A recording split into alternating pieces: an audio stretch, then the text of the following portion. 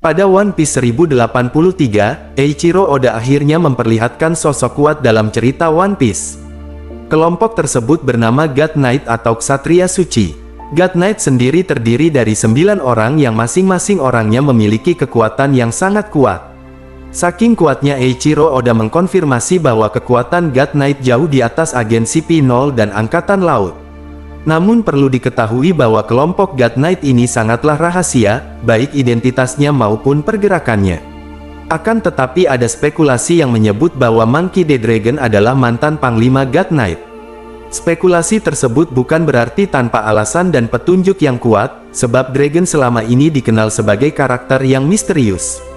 Maka dari itu jika kita melihat beberapa petunjuk yang ada di dalam cerita One Piece kita bakal mendapatkan kebenarannya.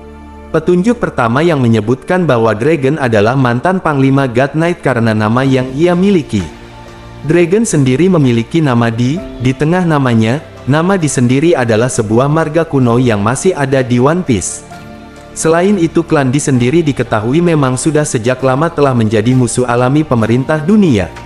Namun, jika ada orang yang mempunyai nama di bergabung dengan pemerintah dunia maka pemerintah dunia tak segan akan menawarkan jabatan yang tinggi. Contoh Monkey D. Garp sendiri memang sudah beberapa kali ditawarkan sebagai Fleet Admiral. Sayangnya Garp selalu menolak tawaran tersebut dan memilih jalannya sendiri, namun meski begitu Garp tetap mendapatkan hak istimewanya. Begitu juga dengan Dragon, selain ia berasal dari klan D, ia juga merupakan anak dari pahlawan Angkatan Laut. Tak hayal jika pemerintah dunia juga turut menawarkan posisi yang lebih tinggi kepada Dragon. Dan petunjuk yang kedua adalah kekuatan Dragon itu sendiri. Memang saat ini Eiichiro Oda belum menunjukkan kekuatan Dragon sesungguhnya. Namun pastinya sebagai orang yang berasal dari klan D, yang mana Dragon juga pastinya mewarisi semangat D itu sendiri.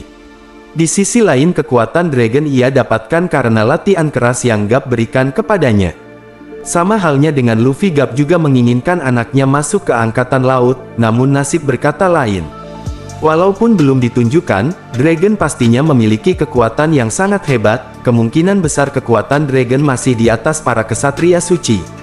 Karena tidak mungkin dia berani mendirikan dan menjadi pimpinan pasukan revolusi untuk menjatuhkan pemerintah dunia jika dia tidak memiliki kekuatan yang cukup untuk itu.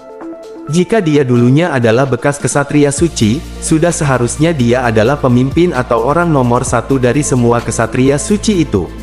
Ketiga, masa lalu Dragon sampai saat ini masih belum terungkap dengan jelas, namun yang paling masuk akal adalah kemungkinan masa lalu Dragon dulunya adalah orang yang dekat dengan pemerintah dunia. Sehingga dia mengetahui seluruh kebusukan yang dilakukan pemerintah dunia. Karena orang yang banyak tahu tentang pemerintahan dunia adalah orang yang dulunya pernah berada di organisasi tersebut. Kesatria Suci sendiri adalah pasukan khusus pemerintah dunia untuk misi yang besar dan rahasia. Bisa jadi Dragon mengetahui kebusukan pemerintah dunia karena dia pernah menjadi kesatria suci. Namun perlu disayangkan di kemudian hari Dragon secara mengejutkan keluar dari God Knight.